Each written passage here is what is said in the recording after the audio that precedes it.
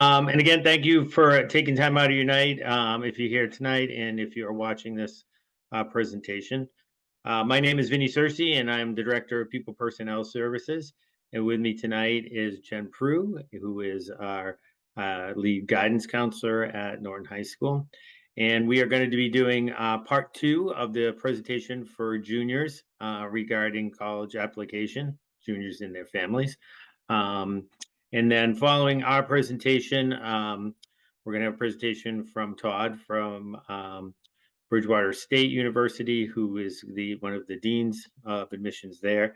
And he's going to talk a little bit about the perspective of applying and things that should be done from the college in college view. So, but right now, what we're going to do is I'm going to screen share, and we're going to kind of go through the actual process that the juniors will undertake in order to get their applications started.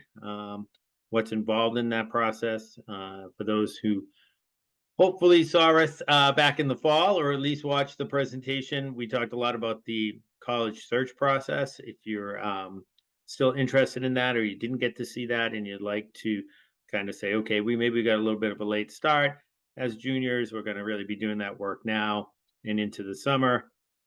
You can go right on to the high school website, go down to the John Atwood Guidance department part of the website. Click on that tab, and then you can see presentations in the guidance department. If you scroll down a little bit, in all of our videos for that presentation, along with some other ones, especially one we just did the other night on financial aid, is available. So please take the time to do that, and we'll go from there. So Jen, I'm going to attempt to share my screen. Let's see how this works. All right, can you see that? All right. I'm going to go to the slideshow. Oh boy, it's live and on its own right now. Okay, so again, as I said, this is the 11th grade college planning night, part two. And tonight we are going to cover the process that's involved in applying to college or to a little bit of this will also cover some trade schools or two-year colleges. But for the most part, we're looking at the process you would use to apply to a four-year college. So a couple of different ways to keep in touch and keep tabs.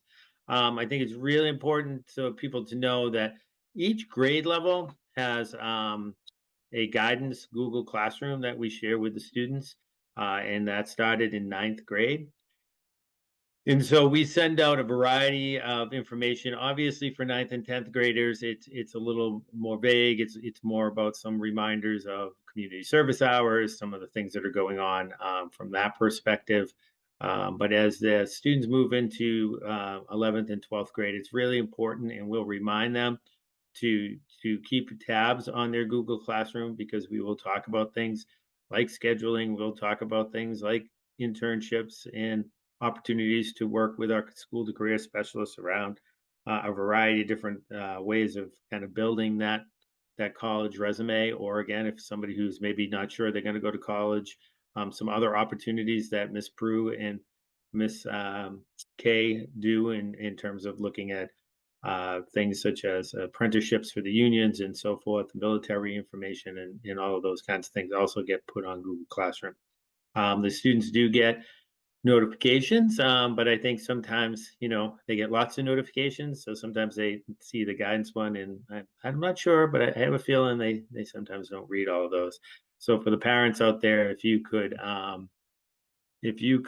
maybe just remind them to keep tabs on that, because it is really important, especially when we start having representatives from colleges coming doing visits and so forth. We also have the monthly newsletter, which is both put up on the Google Classroom and then directly emailed to the students.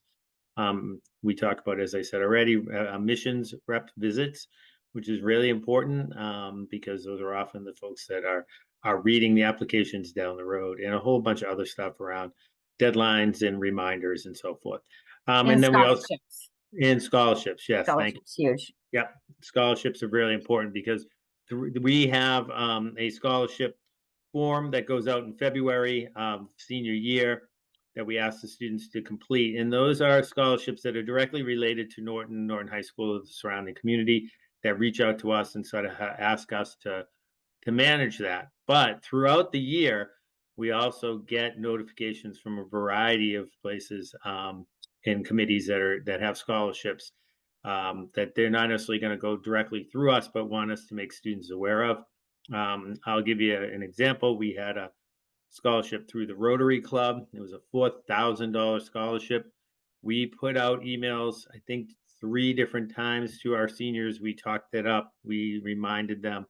And we had 2 individuals out of the entire senior class apply. So that was a pretty good chunk of change that was missed by a number of students. So again, parents that are on here or listening to this, make sure they're paying attention to their Google Classroom. We also have an Instagram account that talks about upcoming events and then just sort of general helpful reminders. I don't even remember what day it was. Monday. We had a junior assembly, so we brought all the juniors down to the auditorium, and they went and reviewed a PowerPoint presentation, which essentially is a little bit in more depth of what we're going to show you tonight, but really the process by which they're going to begin applying to colleges. So we're going to talk about, we did talk about things like the Common App. We talked about letters of recommendation. We talked about all of those kinds of factors, how to visit schools, what to do, and so forth. So again, it's a little bit more in depth. One of the things that I think it's important for those of you who have not gone through this process with your students yet, that yes, we are here to guide. Yes, we are here to help advise, to remind them of deadlines, to make sure they get their letters of recommendation, notifications out to teachers and out to us.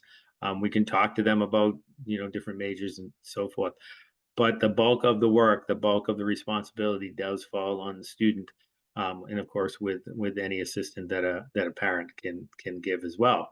So if you can help us remind them of those deadlines and of those kinds of things, that's really important as well. So right now, yep, you want me to jump in here? Yep, that would be helpful. Go for it. All right, so this is the platform Naviance, which we've been working with them over the years, and now we're really going to be focusing in on the college piece of it. I don't know if you can go back. If not, there we go.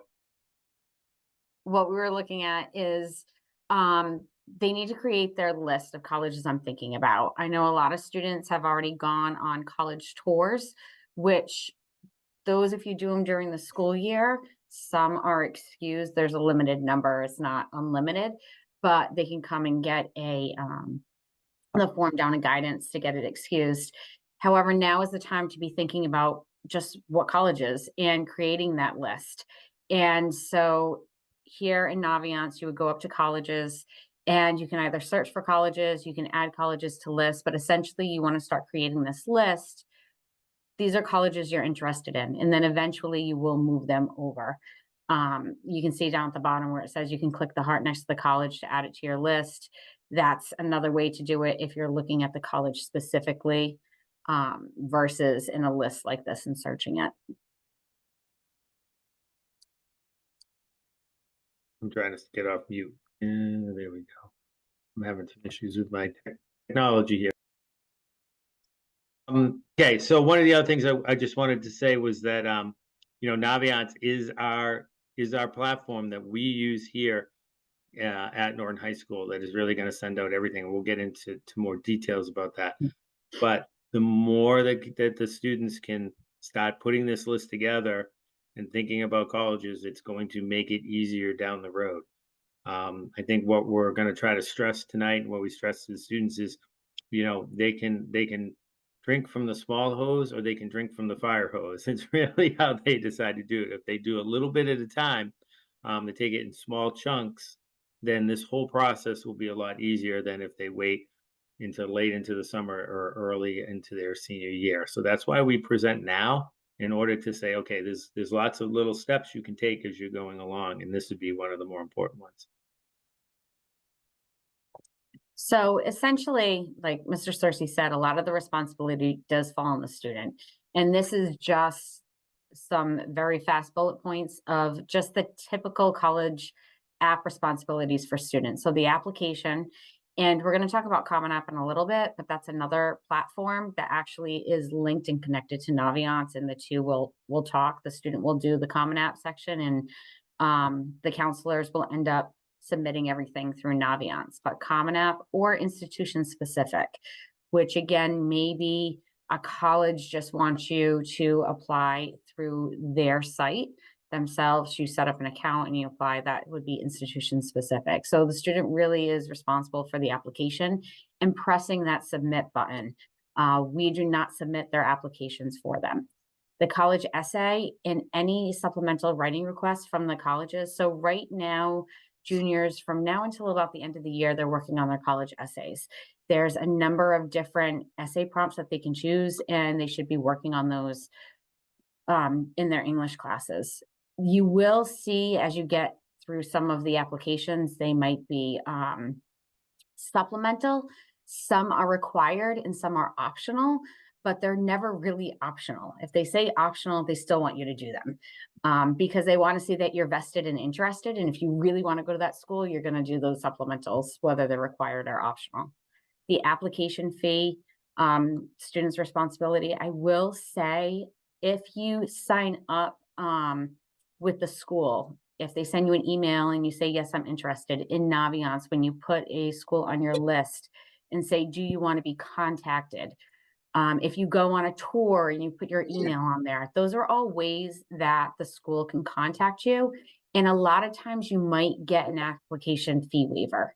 So definitely be checking those emails. And if it's a school you're interested in, make that contact.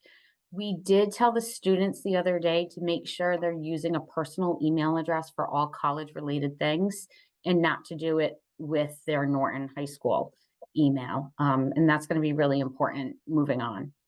The SAT or the ACT scores, again, that is not submitted through the school. That is all through the student. You're going to go on College Board and you're going to request those, and you need to do it in a timely manner. There's a window of time it takes for the scores to be sent. So you need to do it in ample time so that way it gets to the school before the deadline. Letters of recommendation requests, and this is again another thing that we went over with them, but they need to ask the teachers themselves personally and then put in a formal request through Naviance.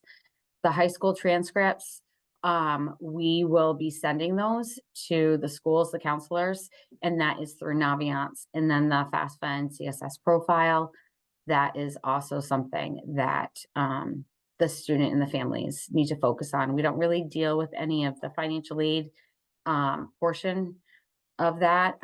We don't want to get too involved with the finances in a family. So, but However, we do run both in the fall and then again in the spring financial aid nights where we bring in individuals from the community that have some expertise and explain kind of what the process is, what might be different year to year, give you some advice around understanding student loans, understanding your award letters. So we do cover that. And then MIFA is actually another agency through the state that does a lot of support of parents and students around financial aid. They used to come out and do presentations. They have gone to the webinar themselves or recordings, but typically in the fall, when I send out our kind of guidance information and schedule of events, I will include information from MIFA or webinars in their website. But if you just Google MIFA, which is the Massachusetts Educational Finance something, can't remember the last thing, agency, I think it is. There's so much information, especially if you're first generation. There's a ton of information out there for you. So it's not that we don't want to help support you through the FAFSA program, the the financial aid piece of it, but that's not really want to have somebody who's an expert in that area speak to you. So that's why we have those folks come out and do that. And again, those if you're interested right now, those are up on our website, so you can find those presentations as well. There was one other thing. Oh, I think we might touch upon this later, so I'll hold off on my next comment. So like I was saying, there's some different types of applications. There's the electronic, which everything is sent through the college website, and you can see the little icons, and these are the icons that will come up in Naviance to let the students know what type of application the college has. So if a college specifically just wants you to apply through their online website and their own personal application, you'll just see that little computer screen. If you see the computer screen with the CA, that means Common App. And I will say the majority of schools are Common App schools, which does make it much easier for the student. We'll talk about that in a little bit. But that is one reason why we have all the students match their Common App and their Naviance accounts at the beginning of the year. We will sit with them. We will show them how to do that. We'll go into the LLBs and make sure that everybody is connected because those two platforms really need to talk to each other. And then I've only seen one or two really still be snail mail, but there are those few that are out there where they want everything sent through the mail. And that makes it a little bit more difficult for the student because they do need to submit the requests for the initial transcripts, the mid-year, and then the end-year transcripts. So again, as the students are putting in their colleges in Naviance, we're going to see all those college names and we're going to see these icons too. So we're able to kind of remind the students, hey, look, you have this college you're applying to and it's only allowing applications sent through the mail. So you need to be on top of it. This is what you need to do. So again, a real important reason why everything needs to be in Naviance. So that way on our end, we can see exactly the colleges and the types of applications that they have.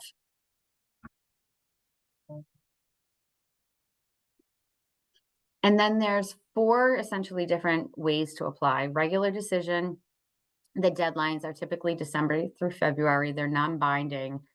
The majority of students typically kind of apply through this, or this might be your backup schools. You might apply early action and then do some regular decision also. So you can do a mixture. Rolling admissions, they really, once they get the application, they look at it and decide then. They don't wait until a specific deadline, like let's say regular decision or the other two, early action or early decision. So even though the deadline may be July and the student says, it's October, I'm going to wait until after February break to apply because the deadline's in July, I would highly, highly recommend them not doing that. If you have a school that you're very interested in and it's rolling admissions, the sooner the better, because the school only has so many spots. So they may close that application window early. And I actually had a student that happened to a couple years ago. It was their #1 school. They're like, I'm going to do it after winter break. I'm going to come in. And then they went to go apply and they were upset because the button wasn't there to submit anymore. And it was because they have fulfilled all their spots. So they took away the option to apply. So rolling admission, you really need to try to apply early. Early action, this is not binding. So this, we have seen a couple in October, but they're typically November, December. And students really, if it's your go-to school, you want to try to get some merit scholarships, it's a high interest program that you're applying to, students will apply early action. Some do it just because they want to get everything off their plate. They want to get everything done and then have the rest of their senior year. You will find out admission decisions earlier than regular decision. But again, this one is not binding. Early decision, this is the big one that's binding, and you really need to be specific between or no early action and early decision. On our end, if you pick early decision, we have to meet with the student and make sure that they understand the commitment that they're signing to. And we have to sign off on that on Naviance. So it's a big deal because it is binding. If they are admitted, you don't know your financial aid package for the most part. Typically, they don't give you anything. They just say you're admitted and you're going to find your financial aid package later. And then you're going no matter what. So the finances don't matter with this.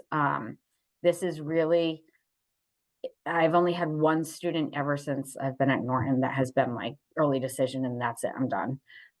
So you really have to know that this is a school that you're going to no matter what. And I think it's important to note that it wasn't me, but when I first came to Norton, we had a speaker, as you know, prior to Zoom.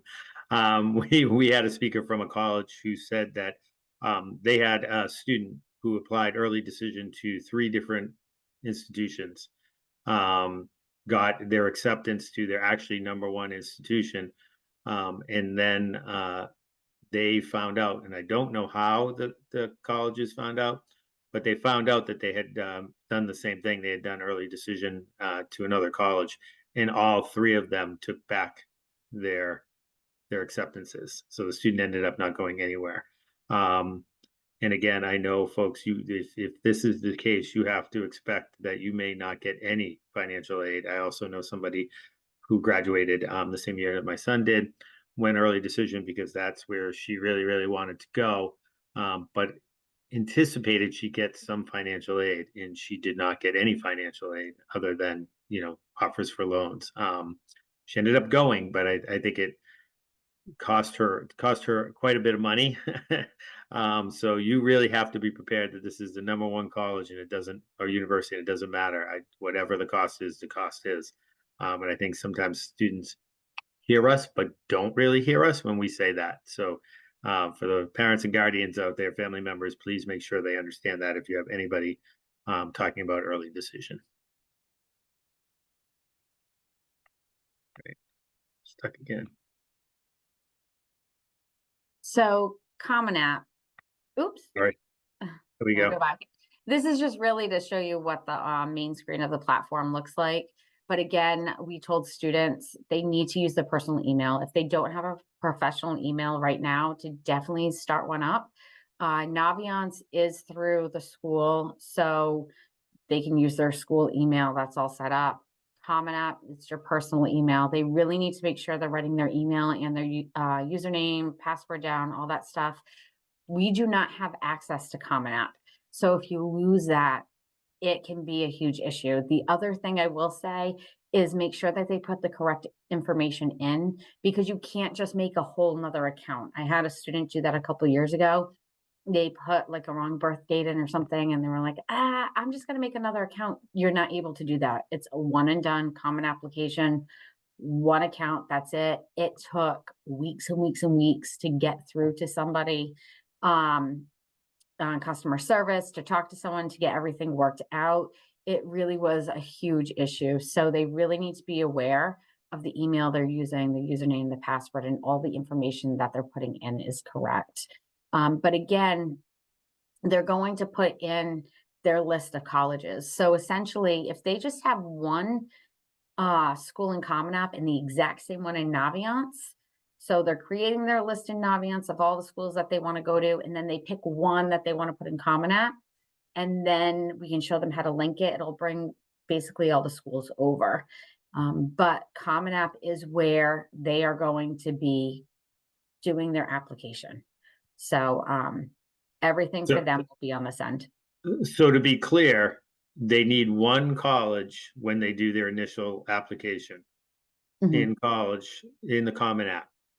Then once that 1 college allows them to create their application, then they connect Naviance, they match them, and then everything will be brought over. But You don't have sometimes, to do the whole application. You just have to but have you the can college start, in. sorry, you can start, Yeah. yes, you can start it in order to start it. Sorry, I should have been clear on that. Yes.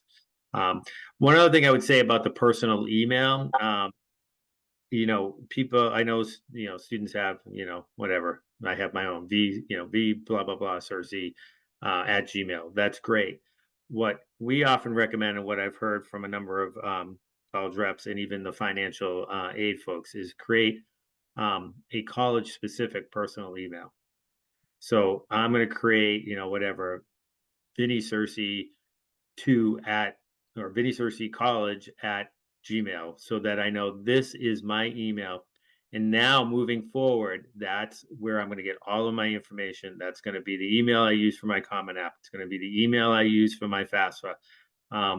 And the reason we suggest that is so that all of this important information or all of this information you get from colleges is not getting lost in the tons of spam and other personal stuff that comes through a personal email. It also can be something, it's maybe a student doesn't want to share their personal email with parent guardian, because they don't want to share all that information.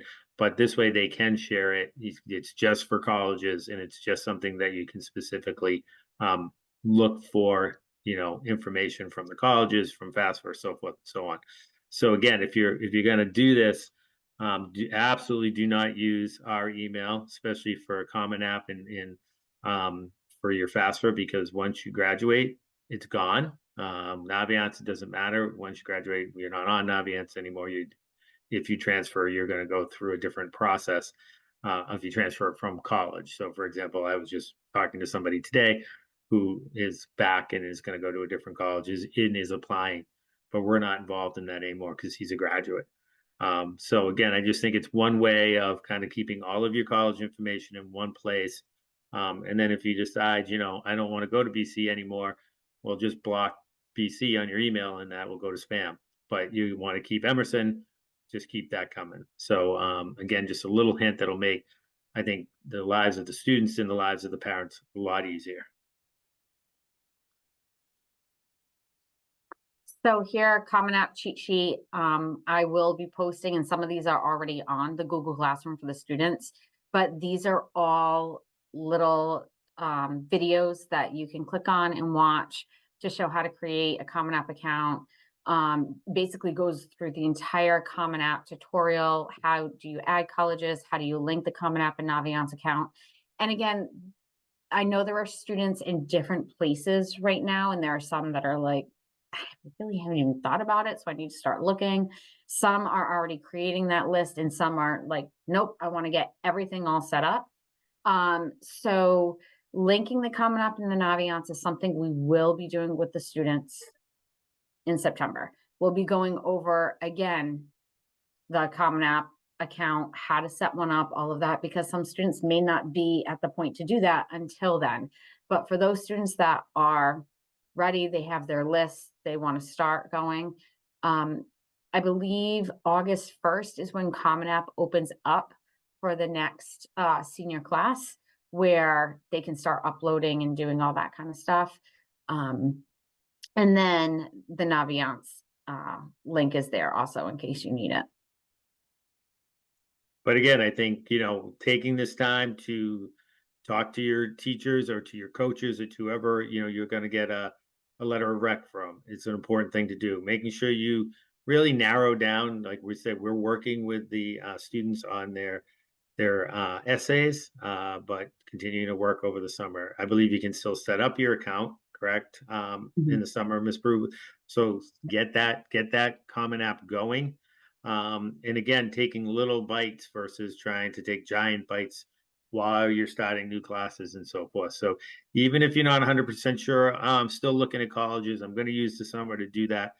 You can put a college on your, colleges I'm thinking about, and then down the road, after you visited a couple of times or once and said, never mind, that's not for me. Or, boy, I looked at Naviance and I realized that my GPA and SAT scores are nowhere near where they need to be. So I better take that one off, or they don't have the major I've decided on. That's all fine and good. But again, trying to start early and taking little pieces is really the best way to go. And so one of the things we talked about is what Mr. Cersei has brought up a couple times is letter of recommendations. That's definitely something that students should and could do right now. They don't need to know where they're going or where they're applying to be able to get the letter of rec. First, they really need to have that face-to-face conversation. We're saying with at least 2 teachers. The colleges, once you put them into Naviance, you will see, and also in Common App, it will tell you exactly how many letters you need. If it says 2, do not request 5. All 5 will not go, and the colleges don't want more than what they say. So you really want to make sure you're asking for the right amount. And again, if you're unsure about where you're going at this point, or where you're applying to and how many that you need, 2 is a good place to start. And we tell the students to go have the face-to-face conversation with them, and then they need to submit it through Naviance.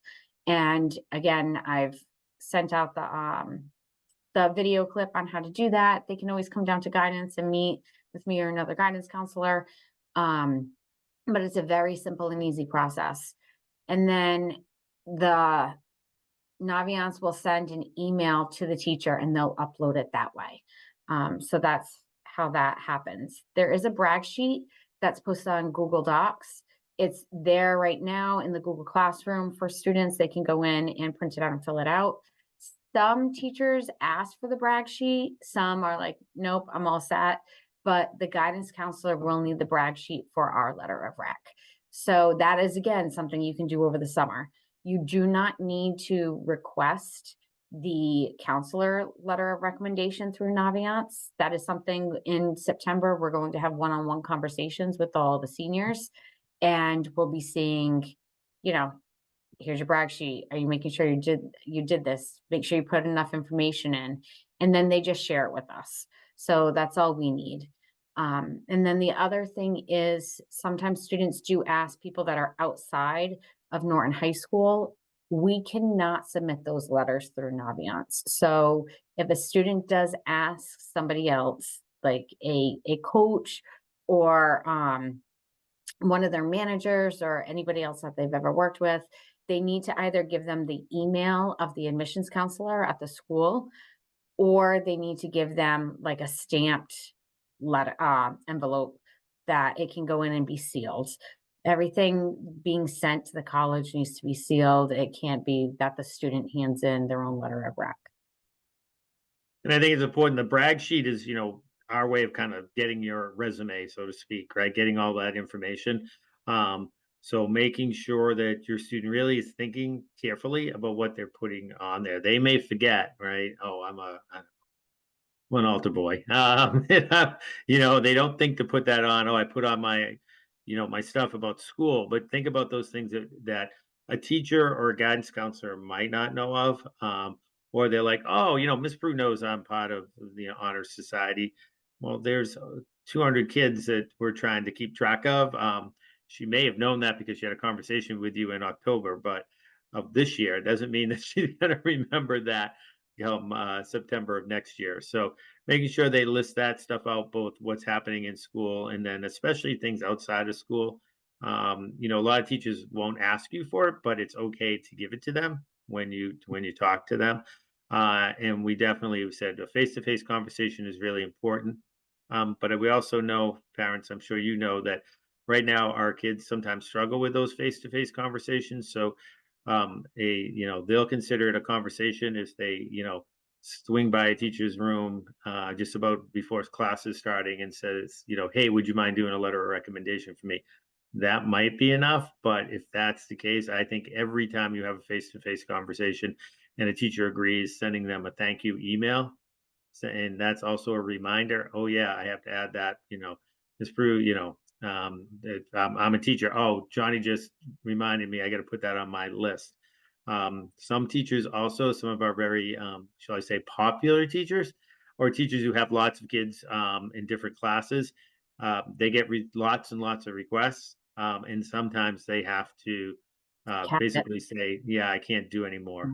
Somebody like Dr. Kiefer, for example, if he did every single every single request he got, especially when he was an English teacher, that would have been a full-time job for him in the fall. So, and then think about the teachers that really know you well, or teachers that are related to maybe the field that you're going to go into. Those are Or just teachers that have seen you grow in some aspect or Yeah. overcome some sort of challenge. That's a huge thing too. And then Mhm. Also on the brag sheet, there is a section for parents to fill out.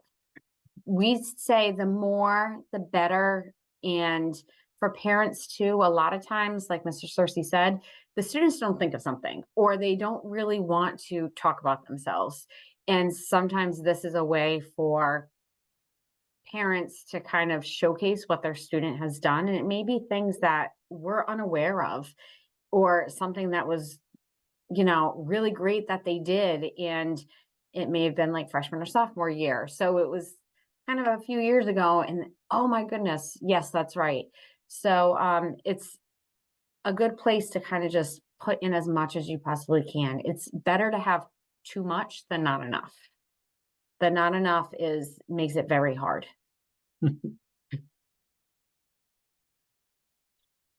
And then again, just a link for the tutorial on how to request a letter of rec and naviance. And we do ask the students to at least give people 2 weeks prior notice to your first deadline. So typically, if it's October 15th, you only have to do the letters of rec and the brag sheet once, and it's going to cover you for the whole year. But we've had students in the past come up to us, oh, I forgot to give you my brag sheet and my deadline is tomorrow. And sometimes we can't do that, or they're trying to come to the office and we're in meetings and they can't get in touch with us and they've just waited too long. And so it's really, we'll try our best, but it's really that 2 weeks is a huge deal. Also, that's another reason why too, the teachers, if we ask them now, a lot of them like to get them done over the summer. So students can give brag sheets too. I've had them at the end of the year. That's fine as well. Okay, so talk just a little bit about SAT and ACT scores. And it's it is the responsibility of the student to choose the schools that they're going to want to send their scores to. So if you are taking an SAT, we can't send those scores. And that's the same when it goes to for those who are interested in playing a sport. If you are somebody who, especially if you're thinking Division I or Division II, but really anybody who's going to go through and think they're going to play a college sport, you're going to need to go through the NCAA portal, eligibility portal, and you need to send your SAT or ACT scores to them as well. So just like, when you go into the SATs to sort of set up, okay, here's the schools I'm going to send my scores to. One of those options is the NCAA portal. So make sure you do that. If students who have questions about the NCAA, they can come and see me or email me and I'll help them through that. The other big piece is for those students that have a 504 or an IEP, in order to get accommodations through the College Board, you have to request that and they actually approve them. That is, just because it's on a 504 or an IEP doesn't necessarily mean you're going to get them. So the way to do that again is to talk to your guidance counselors, but also email me directly and say, I would like to, get my accommodations for the SAT, the ACT, or for those who are taking the AP. There's a whole process that I have to do. One is getting a signature from either a student who's over 18, they have to sign for themselves, or from a parent. It's a pretty simple form, but the form does have to be signed and documented.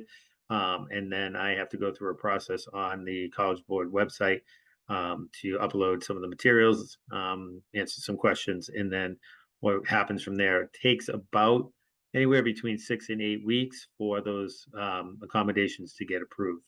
So if you're planning on taking your SATs if you're going to plan on taking them in August, I'm going to really need you to do that now. So reach out to your guidance counselor or reach out to me directly, and I can get you that information. As it says, whoops, sorry, go ahead. No. I was gonna say, I didn't know if you were done, but a lot of students that don't do well on the SATs, they tend to do a little bit better on the ACTs. So if you didn't get the score that you were looking for in the SAT, I would try the ACT. The questions are asked differently. The number of options, answers are different. There's a science portion. So it's just a completely different test. So students do tend to do a little bit better on that one as well. Yeah, For some some students, students. my son did, and it got him some additional merit money. So he took the SATs. He did okay on them, but decided to take the ACT. Did it once. The scores were much better, and so his colleges used those scores, and for some of them that it helped with his merit. So absolutely, it's just it's kind of the way it's worded for some kids is easier to do that. As it says here, you can do 4 free scores. So make sure that you're picking those colleges, and then after that, it's $12 per report. ACT is $13 per report as well. And as it says here, the next SAT date is June 1st. You have to be registered really within the next few weeks, and then the ACT is June 8th and register by May 8th.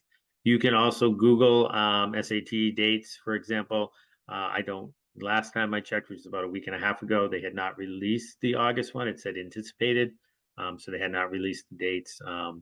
But it will give you both. If you'll take you right to the College Board, for example, website, it'll say when the test is scheduled, when registration deadline is, and I think even a late deadline, which is an additional fee because College Board likes their fees. So,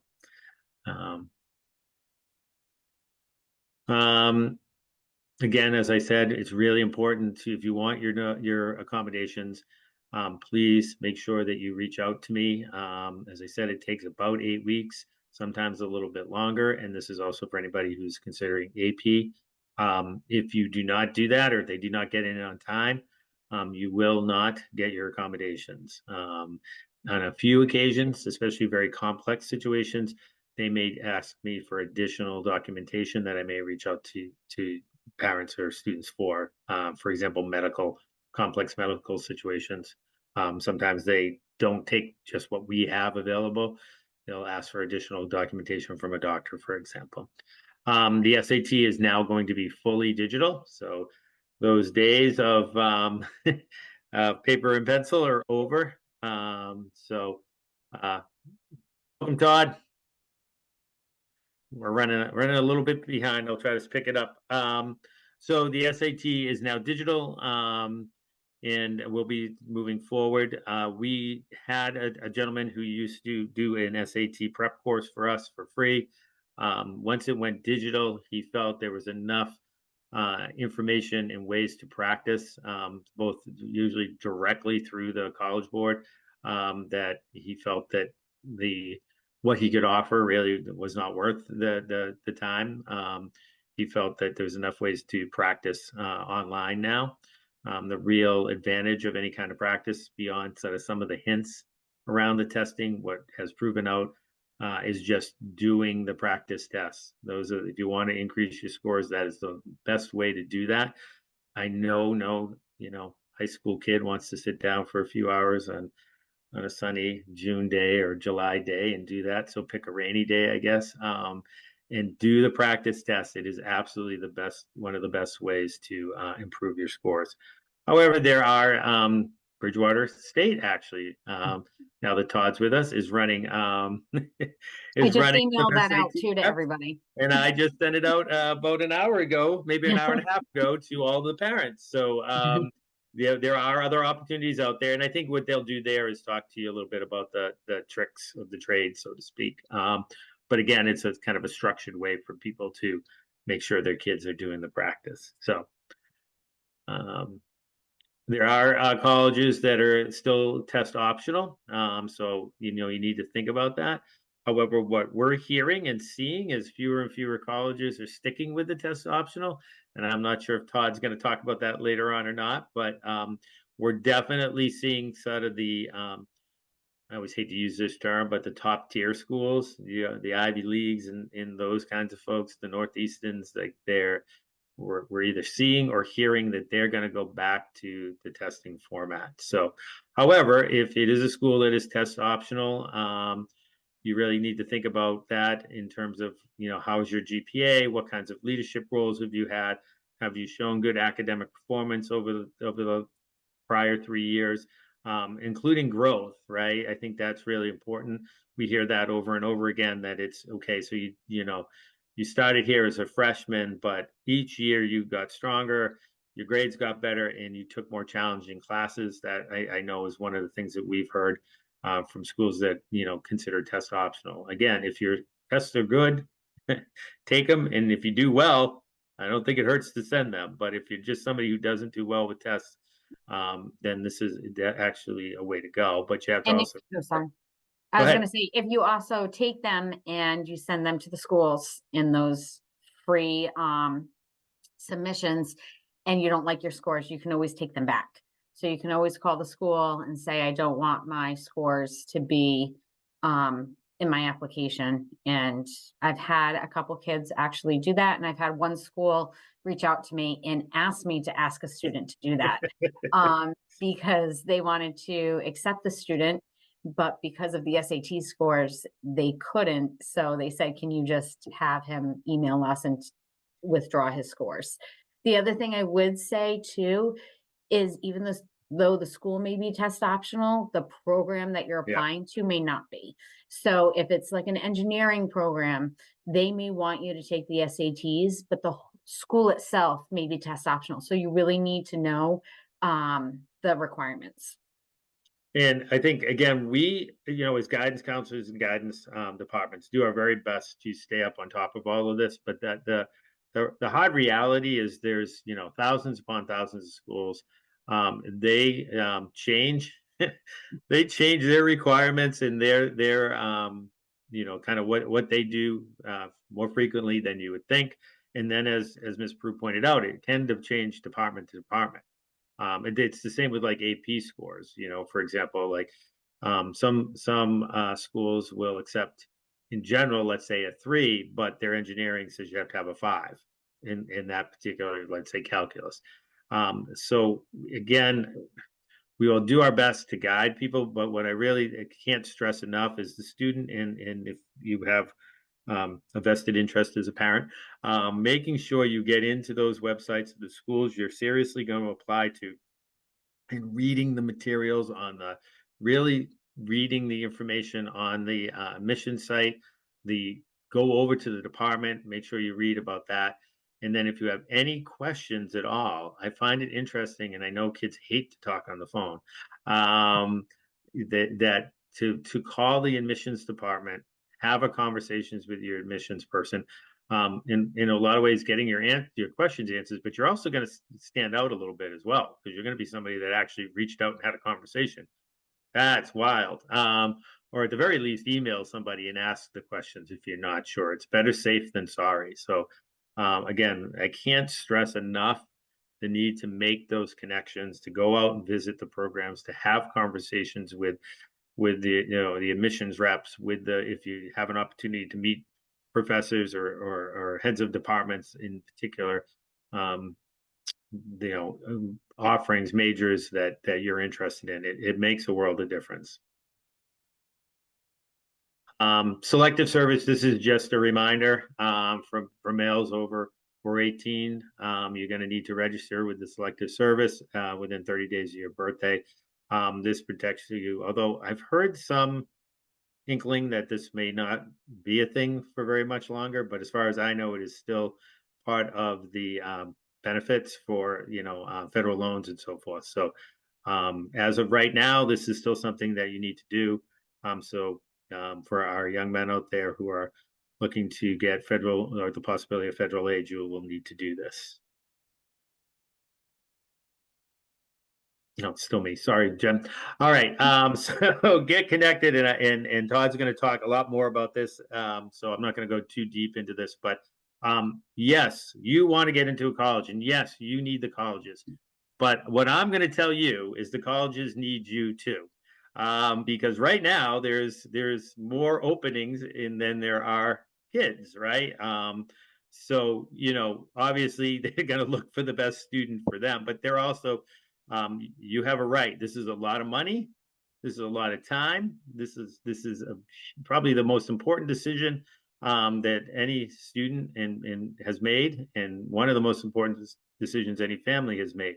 So make sure you really understand what it is you're getting yourself into by having conversations, getting out and visiting, and making sure that these schools know that you're interested. And again, I'm sure Todd will talk about this, but they're getting lots and lots, especially our really competitive schools, right? They're getting lots and lots of applications. They're trying to figure out, right, who is actually really interested, right? They don't want to be the backup school or the safety school. They want to try to figure out, am I one of the top one or two? And if you're really interested in that school as the top one and two, get out there, get on their website, sign up for their stuff, go to their open houses, um, do the tours, ask for an interview or a student shadow if they allow for that. Make sure you're on their social media. Get connected. That'll help you make a better decision because you really have a feel for it. It always scares me when I have kids that are applied to a school, or even accept the offer, and I'm like, well, how many times have you been on campus? I walked through it once, or I've never actually gone there. I'm like, oh, good Lord. That's a big commitment. So get out there. This is the time of the year to do it. Be on campus in a number of different situations. Look for things that are important to you. Are there, if you're big into, hey, I want a vibrant campus, are there students out and about on a nice sunny day? Right. To me, that's a big piece of it. How are they connected? Do they look like people are enjoying themselves and they're friendly? When you go to an open house, are the professors engaging you? Those are the kinds of things you want to really get to think about. So those are just some things we think are important at this point. All right. So hope you aren't kind of feeling overwhelmed. I know there was a lot that we kind of threw at you. So we're just going to kind of bullet it down really quickly. So this fall and winter, we've talked about students researching colleges and careers, going on campus tours, talk to them about the SAT or the ACT and studying for those kind of things. This spring and summer, really what they need to begin doing is adding schools to colleges I'm thinking about, begin those letters of recommendation, those requests. And we would say at this point, 2 teachers max in most cases. And then to begin to work on that college essay, which again, they are doing. Build a resume, complete the brag sheet, talk to your family about your plans, the college budget, because that's huge, right? I don't think any student themselves is making this decision independently. It's a family decision. So a lot of things to take into account, and then continue to tour and visit schools, find out what you like, what you don't like, where you want to be, where you don't want to be.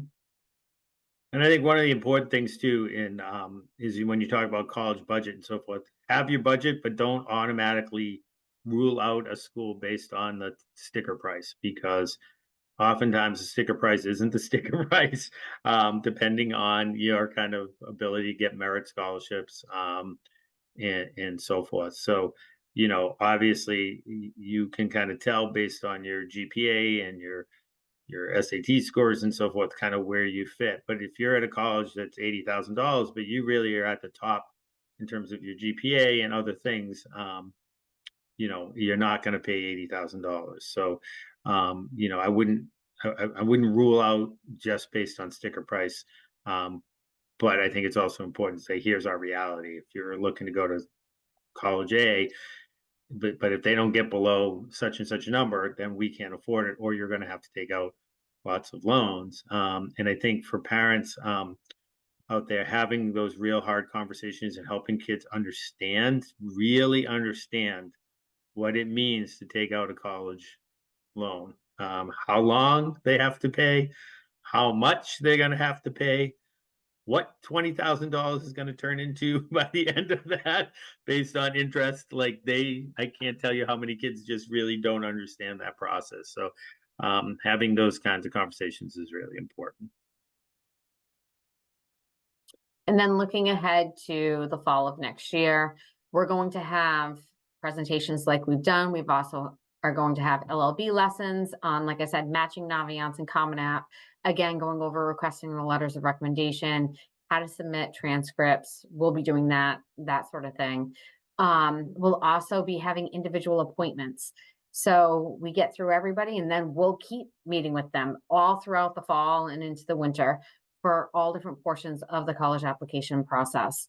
The one thing I will say is if a student is struggling or has questions, don't wait for those individual appointments. Have them reach out to us. We can set up an appointment anytime that they need. So if they're like, they're all going to meet with the seniors, in 2 weeks, don't wait. Like, we can definitely fit you in before your allotted time. The SAT is now digital. And then again, just to remind you, if you need accommodations to talk to the guidance counselor, we'll put you in touch with Mr. Cersey, and then you need to complete the appropriate forms. And then finally, one thing that we should add on to this, NCAA. So if you're again looking to play a sport, there's a couple of things you need to do. Definitely have to get into the portal. They call it the portal, the eligibility center. You'll need to create an account. Again, the student will need to create an account. Let me know, and then what happens is I usually send out either the end of junior year, or the beginning of senior year. I'll upload their transcripts. Some college coaches will ask for those sooner, but I can only upload 2. So just make sure they're aware of that. So I've had, very excitable college coaches ask for the junior transcript, in October of their junior year. That's great. But the only one I can upload after that is their senior end of year, once they've graduated. So then you're going to have to send them directly any updates to the coach and to the NCAA directly from there. But if you have any questions, you can reach out to me directly, and I will help you kind of through that process. Okay. And then parents, one thing, I will believe half of what they say to us if you believe half of what they say to you about us too. Many times I've heard, oh, nobody met with my kids said nobody met with them, nobody's helping them, nobody wants to meet with them. Please understand that is absolutely not the case. We'll meet with anybody. Sometimes we do have to make an appointment. Sometimes the students who have declared for early action, we have to get theirs out sooner because they have a sooner deadline. So we might say, I can't do it this week, but we'll do it next week. That doesn't mean we won't meet with you. It just means we need to make it a week later. In that, we will tell them you need to do A, B, and C, and here's your deadlines. And then they don't get to those deadlines, and then they go home and say we didn't meet with them about it. If you have questions, if you're not sure, if you're like, wait, nobody met with my kid, please reach out to us. I promise you that we will meet with you. We will meet with them. We will meet with you. We'll answer whatever questions. If we don't know the answer, I can't tell you how many times Ms. Prue has reached out to colleges individually to talk about either individual kids or about individual questions. Happens all the time. Todd knows that. We call him quite often, just at Bridgewater. The other thing is college is not for everybody. And I know some people that are watching this or on this call may understand that, or maybe in a place, geez, I don't know. We do have other things going on. We do have connections to unions. We do have some trades folks that we work with. We have an absolutely wonderful school to career specialist, Ms. Kay, will help kids look through and sort of do some exploration around other either their major and or other work opportunities. For students that are interested in the military, we do have the military come out. We have a young man who's graduating this year, for example, who's joining the Army, and he's going to be a linguist. He's going to get fully trained to, he's hoping to speak Russian and maybe one other language. That's a career in and of itself in the military if he decides to stay. But he has quite a valuable skill set in 4 years if he decides not to stay. So we have lots of different ways. We understand, especially nowadays with costs and so forth, that this may not be for everybody. We don't want people just going to college because that's what all their friends are doing. We really want it to be a valuable experience for them. And if there's something else they'd like to explore, we will do we're not a VOTEC school, but we will do whatever we can to support them in exploring other opportunities. So again, just some things that additional sports. This is a great way to the U.S. Department of Education scoreboard. You can go in there and kind of look at the different schools, get a feel for how they rank, acceptance, all of the things you're going to want to compare. Naviance does that as well, and the kids have been shown how to go about that, kind of where they fit. We talked about that in part one of this back in the fall. As I already mentioned, we have a school to career specialist, Miss Kay, who's wonderful. Will absolutely work with you and work with the students around anything to do with college and career, and as well as school and career, site visits, shadow days, conversations, internships, work study, all of those kinds of things. The guidance department tab on the high school website has lots of information, videos that we've done in the past, things around financial aid, all of the stuff is up there. So please feel free to go there and find stuff. And then we do have a college planning guide on the website as well, and that is a literally soup to nuts, covers all aspects of the process, including some very specific things like first language, English language learner information, and a variety of things. So that is quite the read, but there's lots of links, quick links. So if you're like, geez, I just want to find out about this, you can just go there and click onto that. You don't have to scroll through the whole thing. So those are just some ways of getting additional support. And so before we move on to Todd from Bridgewater State and his perspective from the colleges, I just want to see if there's anybody online that has any particular questions for Ms. Prue or myself. I'm going to be staying on. I'm going to let Ms. Prue go be with her family. She's got young ones. I do not. So if there's any questions for right now, please throw them into the Q&A or the chat. Not seeing any. I'm going to stop sharing. I'm going to thank Ms. Prue for her time tonight and being away from her family. Again, she's there now, folks. So please, if you have questions, reach out to her or any of the guidance counselors. We'd be happy to help you through the process. And I've met with tons of families that have come in, and the parents just want me to sit down with them. So feel free. Absolutely. So, all right, Jen, go be with those little ones. And with that, I'm going to welcome Todd. And Todd, I always hack up your name, so I'm going to let you say your last name because no matter how many times you tell me, I mess it up. So I'll let you say your full name. Todd has been with us. I don't even know. I'm on year 6, and I think you've been with me every year doing some version of this. So I can't thank you enough. And I think even your titles may have changed since over the years as well. So again, I want to thank you for your time as always and for supporting us in our families. I think it's important to hear, they kind of hear from us the last 2 presentations. You could hear kind of on the process.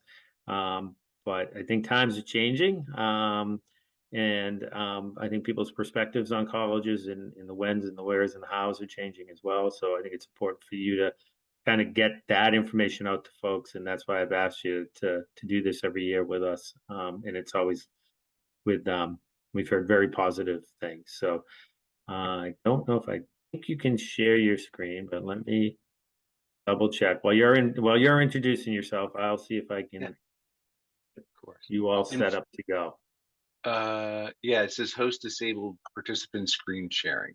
All right. So I don't know if you make me a co-host, that would work. That should. Yeah, that looked like it did something. Perfect. Look at that. I figured it out after all these years. I love it. All right, get situated on my slide back here.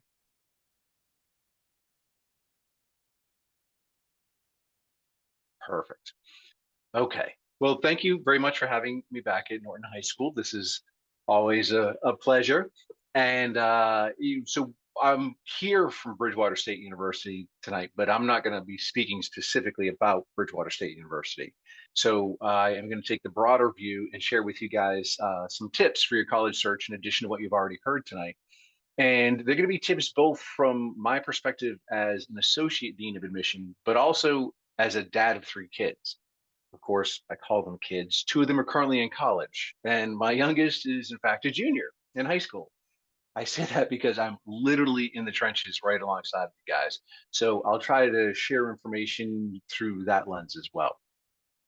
And I know, having been through this twice now already, that the college search process can be pretty overwhelming. There's a lot of buildup to this, and there are a lot of options. I know a lot of students stress out about getting in, and I'm going to tell you right now, you're going to get into places, and think about it instead as a question of where it is you want to go, because you do have options. I mean, we've got more than well, almost 3,000 four-year colleges and universities in this country alone, right? And you can also go to another country for your college education.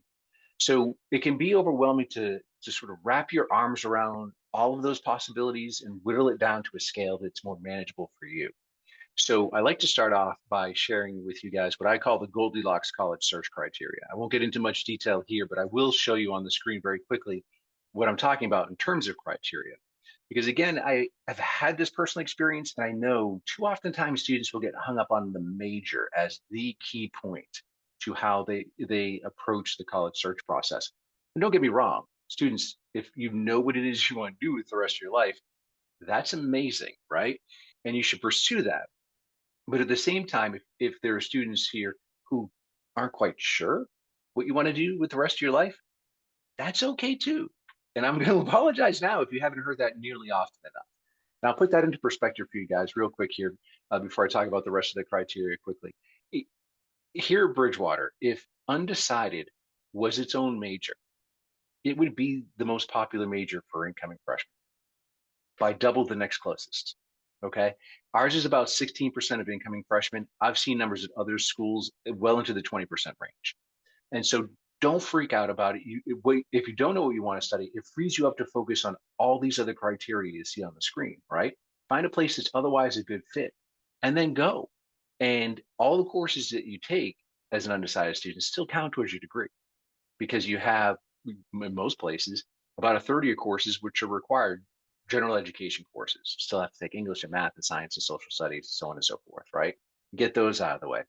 It's the second third that are related to your major. And then you have a final third that's just electives, like things you're interested in. That's where you can double major, major minor, change your major midway through college and still get out in 4 years. So you get to try before you buy. Don't freak out about major, but also pay attention to some of these other things, right? And I say Goldilocks college search because each of these roughly can be thrown into a 3-category scheme. Size, obvious, right? You got small, medium, and large. But location is a little less obvious. Like, how far from your home of origin do you want to go to school? So first option would be close to home. Things to make you feel warm and safe and comfortable, easy driving distance back and forth in a day, right? Got 110 colleges and universities in this state alone, all right? So the second option is maybe you're a little more adventurous. You're willing to go to the other side of the state. Maybe you're willing to go to an entirely different state. The third option using our Goldilocks approach is some students want to get as far away as humanly possible from the home of origin. That's an option too. As I said, you can literally go to another country. So, think about each of these criteria as they relate to students. And as you get out there and start touring places and things like that, keep an open mind, but also keep a running record of, size that's a good fit. You like an urban setting, and then you go and then you don't like an urban setting. So just try to keep track of these variables, and it helps you kind of whittle down the universe of possibilities for yourself. So some tips on how to refine your initial research and building your list of schools where you think you might want to apply. The first and most obvious place is family and friends. Now, if you come from a family where other people have already gone to college, use them as a resource. And certainly friends, friends ahead of you in Norton High School who've gone off to somewhere, get their feedback, because chances are, if these are people who are close to you and you have a lot otherwise in common with them, you may have similar opinions. And so at least this is a jumping off point for you. I do add a word of caution, however, because you ask enough people, you're going to get enough opinions, and ultimately you're going to have to get out there and see it for yourself, right? But family and friends can be a good resource, at least in the early stages. Teachers and counselors, they all have degrees, they all went someplace, they all know you pretty well by now, right? In your junior year in high school. So use them as a resource too. Certainly your school counselors have a wealth of information. You guys have a great staff there at Norton High School. So use those resources too.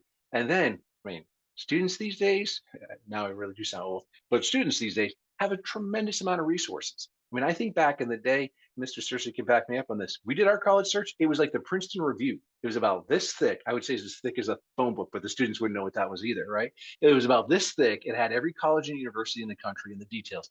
And that was about the extent of your research. That was it. That's all we had.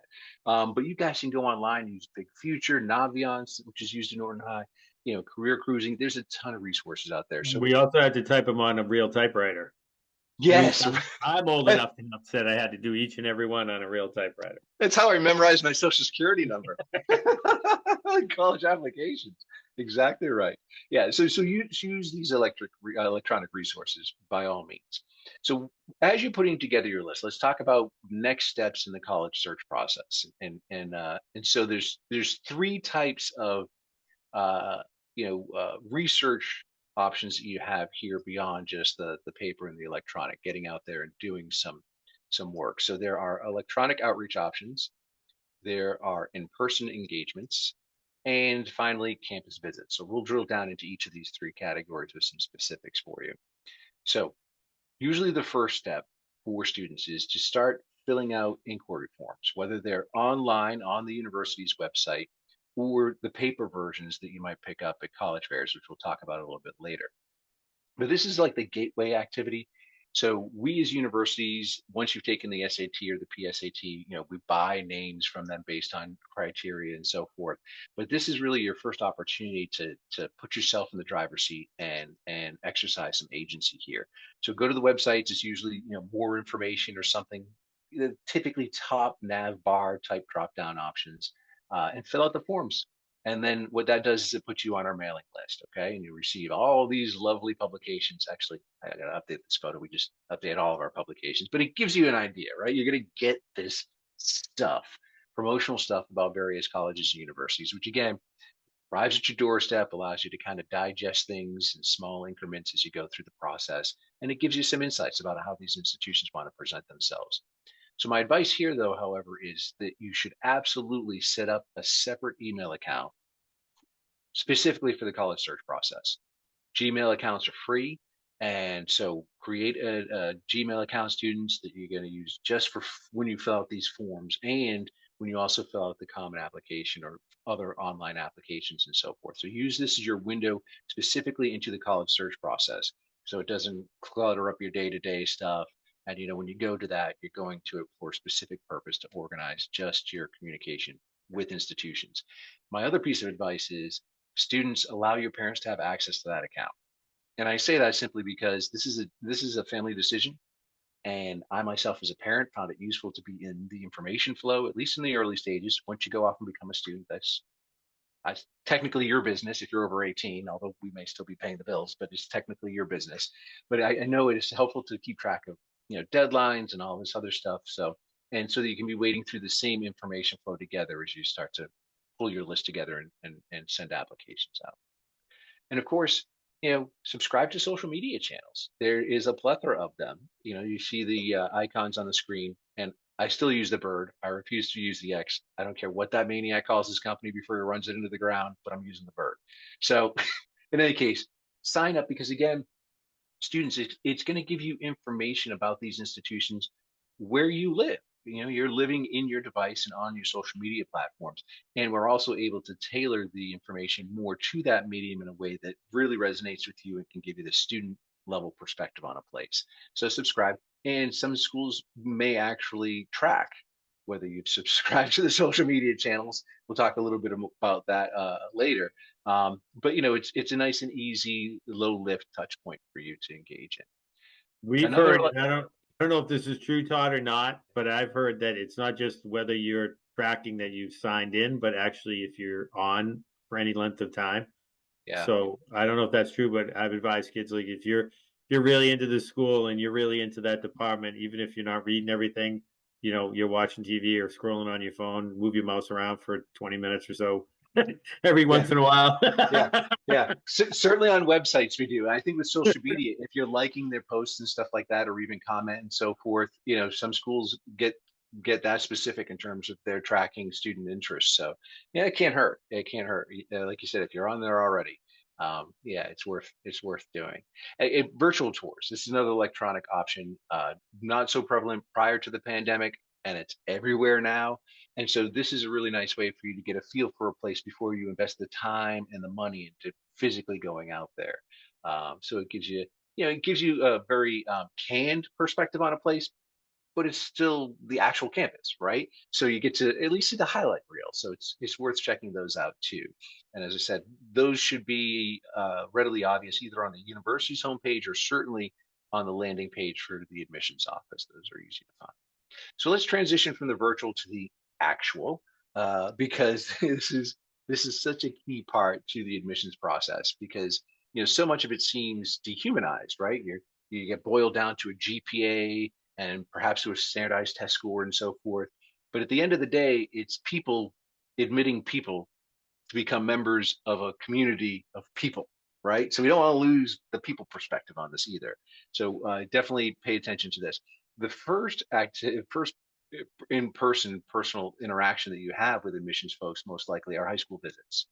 So all of us colleges and universities will make appointments with your school counseling office for specific dates and time where we will go, and you guys will be advertised those opportunities. You sign up, you come down, you get actually to speak to a real live person from the university. I will tell you, in very many cases, it might be the actual person who does the initial reading on your application. So it does pay to make that kind of person to person contact. And just anecdotally, my oldest son, when he went through the college application process, ended up very astutely developing a nice rapport with the admissions counselor who visited his school, who he then also saw at a college fair, who he made a point of emailing out during the admissions process. And it was his first choice. He might have been a bubble kid, and he got in. I mean, he got it. I don't know how much weight you might put on that, but it certainly does not hurt. So take advantage of this. It's also an opportunity for you to be able to get your questions answered in real time. And so, you definitely want to do that, excuse me, as well. So, Did I some interrupt suggest this? I want to stress again, because I know this is, a lot of parents on this. Please, please, please stress to your students to show up and sign up for the admissions rep visits. We run them almost at least 2 or 3 times a week. It feels like through the fall. Even if they've already applied, it's still an important piece. Get in there, spend a few minutes, have a conversation, make those connections. I have a very similar story in that, my son, he went to the admissions visit later on when there was uh, we have our college fair. That college was at our college fair in the fall. He asked to volunteer to be one of the students that helped set up and help get reps where they needed to be. He wore 2 different versions of bling. He had a keychain kind of thing that was for one school, and he had a shirt underneath another shirt that he wore. And so when he escorted one, he made sure that was hanging out and made sure the other one. it's genius. You wouldn't know it, but he's a marketing entrepreneur person now. Who knew? Yeah, But the interesting piece was the person, when we went to Accepted Students Day, remembered him, actually said, "Oh, you were at Norton High. You escorted me. I remember you had the lanyard." We had to go back and ask for more money, which I know doesn't usually happen. He saw her. He went up. She took him over to the person, and they ended up giving him money, and that's where he went to college. So yeah. it's if you told me before all this, I would have said, "Nah, I don't know about all that." I saw it happen in real time. It not saying it's going to happen every time, but it is something that happens. 100%. No, and that's a great story, and I think it really does speak to the power of that personal connection. It helps without a doubt. So some questions you might want to keep in mind if you do have the opportunity to see an admission counselor at a high school visit. Some questions you could ask. So, what do students like most about your school? Hopefully, the person you're meeting with will be able to speak to that to some degree. What do students mostly live on campus or off campus? It might be information that you could find if you did a little bit of digging, but certainly the person you're talking to should have that number off the top of their head. What majors are the most popular? Doesn't always mean they're the best majors, but it gives you an indication of where the institutional's focus is and where the types of students who would be attending that institution, what they're interested in. What do students do during the weekend? Is there anybody around on the weekend?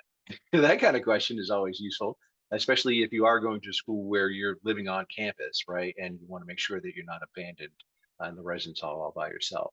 And how accessible are faculty outside of the classroom?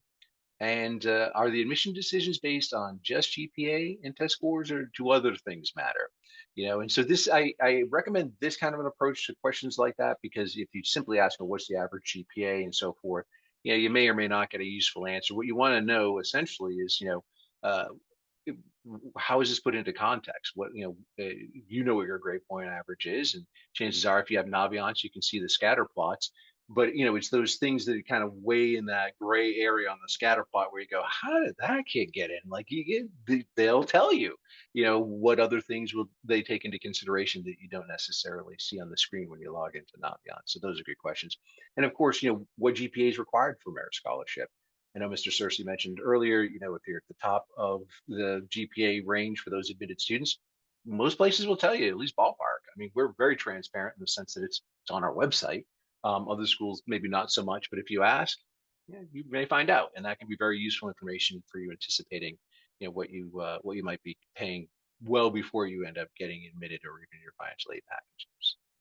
And of course, if you have the opportunity, attend a college fair. Norton hosts one. We are hosting another New England regional college fair. I say New England regional because that's our professional association, of course, but we have colleges and universities from around the country coming this year. It'll be May 30th, and we run a couple of sessions. I believe you guys are bringing a group of students, so make sure that you sign up for that if you haven't already. And it gives you an opportunity. We could have well more than 110 different colleges and universities set up at tables very similar to what you see here on the screen. And again, may well be the person who reads your actual application. And so it gives you a chance to, kind of efficiently gather information from various schools all at the same place. And the admissions rep will be standing behind the table and available to answer your questions. So give you a couple of tips here about how to negotiate your way through a college fair. So we'll talk about logistics, talk about how to introduce yourself, and we'll talk about some tips on how to interact with the admission counselor from those institutions. So in terms of logistics, if available, grab a map. Certainly, most places will have a layout of schools by table number and so forth. If you're getting into a large scale fair, that can help you work your way through the crowd in a way that makes sense for you. Try to locate the schools that you've compiled onto your hit list, and start with them first before you start wandering the room and wandering off script a bit to find some new and exciting options. And my advice is read the table banners, because nothing's worse than standing there and having some kid go on and on about how they love Bridgeport University, and like, sorry, but we're Bridgewater State University, and I'm not even sure Bridgeport is here today. So I've heard horror stories of BC and BU being confused by applicants, and they may remember that stuff. I certainly don't. I laugh. But pay attention to the logo before you go on and on about a place, because we all have our banners draped, as you see here on your screen as well. So my advice is don't just trick or treat, right? So by that I mean all these tables are going to have admissions materials, so brochures, maybe pens or posters and so forth. And inevitably we find students who go by and they're just like filling up their bag, just cruising the tables, grabbing stuff, which is fine. I mean, it's there to be taken. I don't care, but you're missing an opportunity to really gather some important information and make some connections. So if all you want is swag, then by all means have at it. But don't miss the opportunity to make some connections. And so when you do stand at the table and you're talking to the person who may review your application, some advice on how to introduce yourself. You don't have to be as suave as James Bond, right? I mean, you be yourself. Don't be something else. Try to be as authentic as you can. And so once at the table, my advice is, first wait your turn. If there's a line of students, and it's worth waiting, hang back. Let students have their turn. Get up to the table. You've waited. You're patient. That shows maturity. Make eye contact. We don't do this nearly often enough. Most oftentimes it's because our face is in a device. But if you're with a person, actually try to make eye contact and smile. Even if you're nervous. My philosophy is fake it till you make it, right? If you smile, I've actually done research, it fires off the neurochemicals that actually make you happier, right? and it'll calm you down a bit. So try to smile, be friendly, approachable, and introduce yourself. So, hi, my name's Todd. Really interested in your university.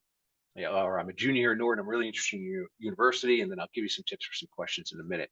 And then, when you're done, if comfortable, right, shake hands.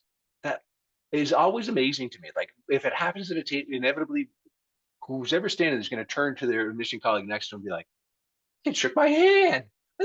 What a great student." And even if you're not comfortable shaking hands, a fist bump, something that formally closes the conversation, thanks the person, pays respect, that sort of a thing. It's again helps you to stand out. So interactions at the fair. Once you've introduced yourself, explain why you're interested, right? Hopefully if you're at the table, they have your major. So you can start off at that point, or you can say, yeah, I'm looking at schools that have psychology that are in Massachusetts. You're on my list. You're near the top of my list. I'm really excited to to ask you some questions, right? So it shows you've done your homework. You're legitimately interested. Admission folks love to hear that. And if you can, and you plan on visiting a number of different schools, try to repeat the same questions at each table. And I say that because that allows you to make comparisons from one institution to the next, right? So if you're interested in a particular major or extracurricular activity or housing options and so forth, compile a data set that then allows for comparisons from one place to the other. It tends to be useful. And fill out the inquiry cards to get on the mailing list, like I was mentioning earlier. At fairs, so they most likely have a physical card that you can either fill out at the table and hand to the admissions person, or take back home. And most of them are self mailers. So use that as an opportunity to get on the mailing list. Also, ask for a business card. Like I said, this is the person who could be reviewing your application. You get their card, again, it shows like, hey, I'm really interested in your institution. I want to continue this conversation. I want to keep in touch, that sort of thing. And on the business card, obviously, are going to be ways to get in touch with them. And so you shake hands, say thank you, shake hands again if you feel comfortable doing that, and take your notes before moving on to the next booth. Okay. So if you've asked questions and you plan on asking the same question each place, note section on your phone's real convenient way to do that if you don't have paper, or if you've gone paperless like I have. So after the fair, a couple of things. Go through the materials that you've collected, review them, refine your list, and if you don't like the school, please recycle. Okay, so review, refine, recycle, repeat. And then email the representative. If you've got their business card, email the representative. It was really nice meeting you at the College Fair at Norton High School earlier this week. I appreciate you answering my questions. I'm super excited about your school. My family and I are looking at our calendars to find a date to come to your open houses or campus tour, fill in the blank, right? And so again, helps you to stand out, opens up the channels in case you do have questions and so forth later. And they've got some context, and they can build a sense of who you are as a person beyond just the numbers that you're going to end up sending them in the application process. And of course, as I sort of previewed a second ago, at that point, go and register for your campus visits. Okay, hopefully you're at this point now. You've got your college fairs in spring of your junior year, and some in the fall of your senior year. But you're refining your list and hopefully helping you figure out where are those places that you want to, as I said, invest the time and the money in going and visiting. So campus visits, cannot emphasize how important this is. I know Mr. Cersei spoke about this earlier. Again, this is going to be a huge investment for students and for families. And I always say, you wouldn't buy a car without test driving, right? You're going to spend way more on your college education students than you will your first half dozen cars, I'm sure. Okay. And so you got to go kick the tires, because as somebody who's in the business, I can tell you with 100% certainty, we all put pictures of our most beautiful buildings and shiny, happy people on our websites and social media and brochures. You got to go see the place for yourself. And when you're going to visit, it's moving past the facts and figures, and it's getting a feel for the place. So I have a couple of tips specifically on campus visits for you. So we're going to start with the types of visits that are available to you. And then we're going to talk about the things you're going to want to see while you're on those visits, and the people that you're going to want to talk to while you're there as well. So types of visits. I got a little chart here, and it shows, if we kind of follow this chart horizontally here, it shows how frequent these activities are, right? And then as we move on the vertical on my chart, it shows how more focused that those events become. Okay, so frequency and complexity of these events. So the most frequent and least complex are tours. Frequent, they're probably daily, at least Monday through Friday. We offer them twice a day. I'm sure that's probably pretty typical as well. And there are occasional Saturday tours and holiday tours and so forth, but there are going to be a lot of options for you to do tours. They're not as complex. In most cases, you're going to show up in a welcome center. You may have a presentation by a tour guide or somebody on staff, maybe not, but at least you're going to have a student-led tour of the campus. Could last anywhere from 60 minutes to 90 minutes. Happens pretty frequently, but it's a great introduction to seeing the actual place and allowing you to get a feel. Next level up in terms of less frequent, but a little more complex, are info sessions. Again, so most places they may offer just a tour. If you wanted to do a tour and an info session, at least here at Bridgewater, I do the info sessions on Friday morning. It's about a half hour, gives another perspective on the place beyond what you've probably already seen online and in print. So those are offered usually a little less frequent, but you're getting deeper information, a little more complex in terms of the information that you're being provided. And at the top of the pyramid here, open houses. So open houses for interested students and applicants happen in the fall. And then usually there's another set of events in the spring for admitted students. But these are really good opportunities for you to get in and with a deeper dive. So usually just a handful of dates, but faculty are involved, administrators outside of the admissions office, a variety of different student clubs, organizations, and activities. This is usually for us institutions, it's the full court press, right? So everybody's out, we've rolled out the red carpet, and it gives you a really good sense of the place, how it presents itself, and some of the offerings that might be interesting to you. So, you definitely want to key in on open houses for your top 2 or 3 in the fall if you can. Problem is, we all seem to schedule them on the same weekends, so inevitably you're going to have to make some choices. But if you can, definitely the top of your list are those that you're going to want to make an effort to do open houses here. And honestly, I've been doing this presentation a couple of times. I don't remember what those icons are supposed to be, but they're pretty cool. So I drop them on the slide. I'll have to remove them for next time. So some things that you want to see while you're on campus: classrooms and labs. Classrooms gonna look pretty typical, but it'll show you like how up to date are the facilities, the requisite whiteboards and projectors and all this other stuff. Interactive technology. Labs can vary from one place to the next. Certainly, if you're a STEM student, you want to pay attention to the lab facilities and the access to equipment and things of that nature that you're going to be using. You're going to want to see residence halls, especially if you're going to live on campus, give you a sense of where exactly you're going to be living, and dining halls as well. Get a sense of how they look, how are there long lines, does the food look appealing, do the students look like they're enjoying the food? All important things you're going to want to pay attention to. And Now, also, yes, please. let's just be honest, right? They serve up the best food on those days. On the open house, well, it's funny you say that. Yeah, yeah. What is funny, we do. I'm trying to think for our open houses. I don't think we change the menu in the dining halls. Usually, though, if they have like a separate breakfast and stuff like that, or lunch just for students coming in, then yeah, those are usually pretty decent spreads. But my advice is, if you can, try to get into the actual dining commons, even if you got to pay cash at the door, because that's going to give you a legit sense of like, this is how students actually eat, so that's always good intel to have. But yeah, that's a good point. Yeah, if it's like a catered event, usually the catering menu's a little offline from what you're going to see in the mess hall with the general population. So yeah, good tip. You want to check out academic support centers. So this isn't just for students who might need special help. I'm going to tell you right now, almost every student's going to need some kind of help before they graduate, because we all run into that one class. It's just like a buzzsaw on our GPA. So you're going to want to check out the accessibility of those resources. Does it look like it's being utilized by students and things of that nature? So, most tours will show you those facilities. Health and counseling services. How extensive is the range of health services? It will vary from one campus to the next. For example, here at Bridgewater, our health services is basically it's an urgent care unit.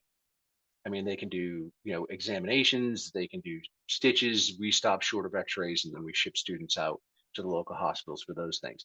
And also ask about mental health services. Seems to be a mental health crisis for young people these days. Certainly coming out of the pandemic, I think it's worse than ever. Technology doesn't help. There's probably a litany of reasons why students would need to access mental health services, either that you can anticipate now or that you can't anticipate that will come up later. The stresses of being away from home, the academic workload, getting acclimated to new social setting. If you haven't given thought to the accessibility of mental health services, absolutely put it on your radar, whether you think you might need access to it or not. And most places will have pretty robust offerings for students. Check out the campus bookstore. I mean, you may get sticker shock both with the items, with the swag for sale and the book prices, but go check it out, especially if you're excited about the place. Get an early coffee mug or something to kind of build your enthusiasm going into the application process. And if you're involved, if you're physically involved, athletically involved, go check out those facilities too, as well as the surrounding community. And this is always an important aspect too. A lot of campuses might be beautiful campuses, they might be safe campuses, but they're in an oasis in the middle of chaos, or they're out in the middle of nowhere, those sorts of things. So students, if you're going to school away from home, you're living on campus, the campus itself is important, but you're eventually going to wander out into the larger community. So be mindful of that as well as you're coming in and out, those sorts of things. So I some think, bonus. sorry, maybe you're going to cover this, but I just want to make sure too, like student services. Are you planning on saying anything? I don't want to interrupt you if you are, but So I talked about like academic support, but other services that you want to like pick students further? who maybe have like a 504 or Oh, need yes. medical, Yeah. like those kinds of things. Make sure you have a conversation with the department of, they call them different things, but usually Department of Student Support or something along those lines. If you have something like that, Absolutely. yeah, I'll just, again, kind of a personal story. My daughter needed some of that because she had a kind of somewhat of a complex medical situation. We found that some were very engaging and very supportive, and others were more like, well, yeah, you can talk to your professor about that. We'll document it. So I think Wow. it really depends. I mean, if you're in that situation, to really make sure you have those conversations, because it does fall on the student, even in the most supportive situations. It's very different for students and parents. Something that I think some parents, especially if they're used to it, struggle with in terms of the parents not emailing the professor to ask for that extension or to explain that they were in the hospital getting that all has to come through the student has to have a conversation. And so if there's somebody who's not used to sort of self-advocating, making sure they have a student support center that will kind of help them learn how to self-advocate, I think is really important.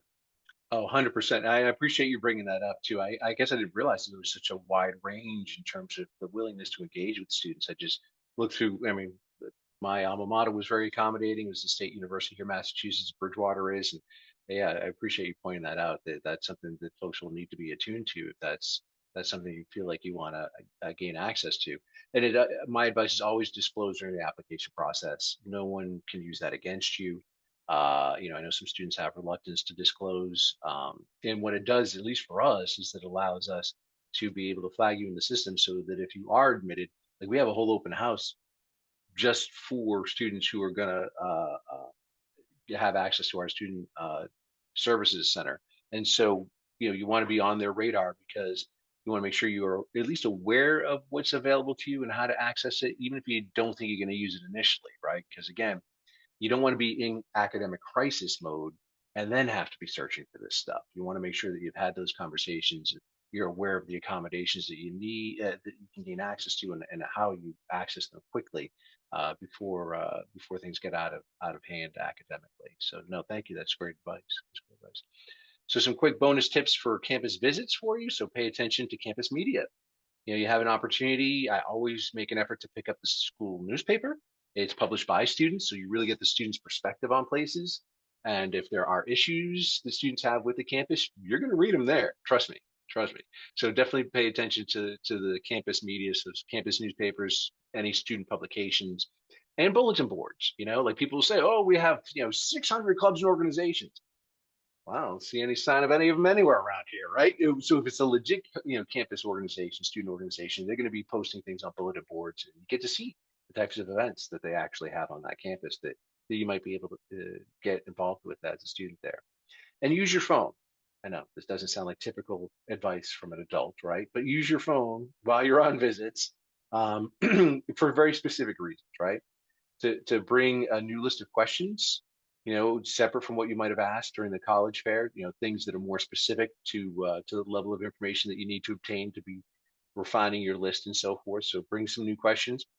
Your phone also allows you to record impressions and feelings.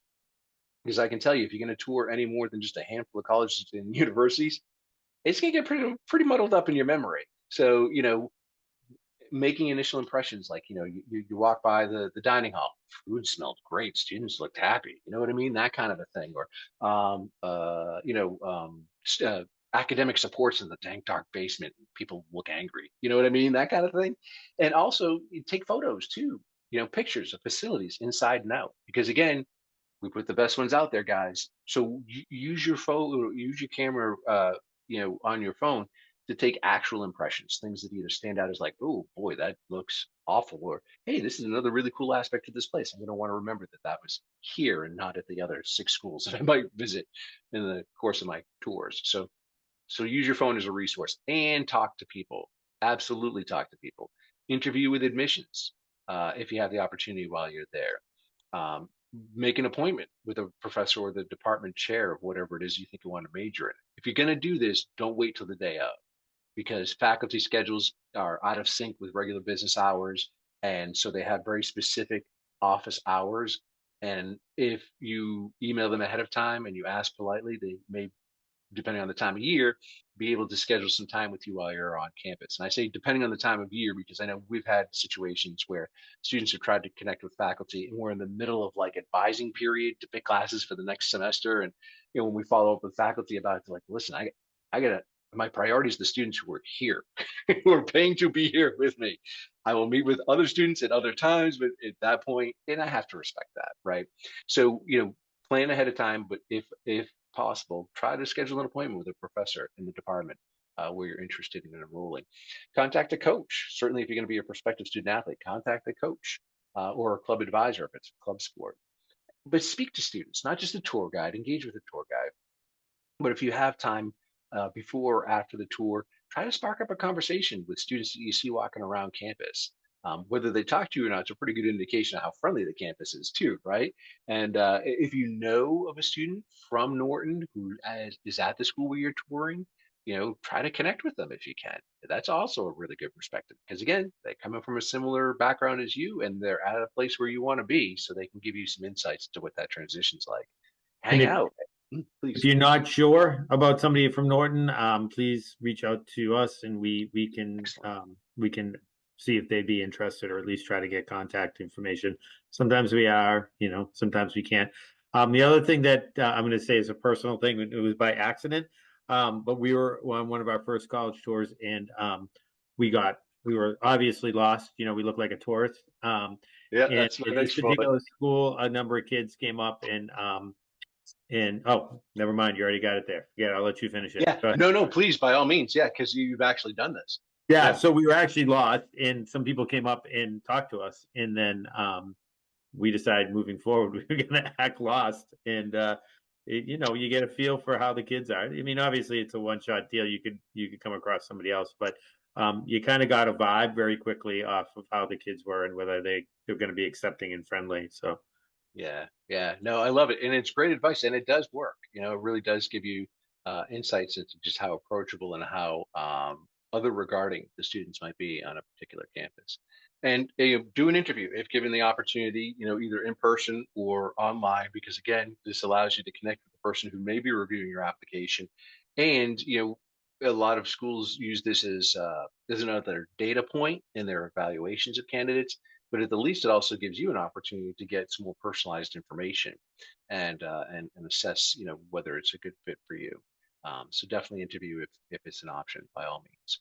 So just to recap some of our tips for your college search here, right? So you got the Goldilocks college search criteria and some of the things to consider, a major among them, but not the only criteria. So pay attention to some of those other things to help you whittle down the universe of possibilities. We talked about electronic outreach, so the importance of visiting websites and signing up, for more information online, doing virtual tours and things of that nature. to not lose sight of the importance of in-person engagements, so high school visits, college fairs, things like that. And also the campus visits and some of the things that you should be paying attention to while you're doing your campus visits. You're taking time away from work and from school and spending money on gas and lunch and Lord knows what else, right? So make sure that you're getting the most value out of the time and money spent on that exercise as well. So hopefully that has been helpful for you guys. I know we're running late here as it is, but certainly I'm available to answer any questions now, or if things come up later, my email's here. I'm happy to answer questions, not only just about Bridgewater specifically again, but we are state employees at Bridgewater State University. So we have a fiduciary responsibility to serve the taxpayers at large, and we're happy to just be a resource for you in general. So any questions that come up later, you feel free to email me. Happy to help. Just realized I was muted. Anybody in our panel that's interested in asking any questions, please throw it into the chat or onto the Q&A. If not, seeing none, I am going to thank you again, Todd. And this was going to be up on our website. I know we found that we actually get more folks watching it later on than we do in person, quote unquote. Yeah. We're used to on demand now, aren't we? We're spoiled. We are, so it's so funny. I received, I don't know, 3 or 4 emails today saying, is it going to be up there? I thought it's been another email saying that we do it, but I think people want to check, with sports and all the things that are going on. So I greatly appreciate your time, and I appreciate the folks who did join us. As always, it's so helpful to have you give that perspective and to hear it.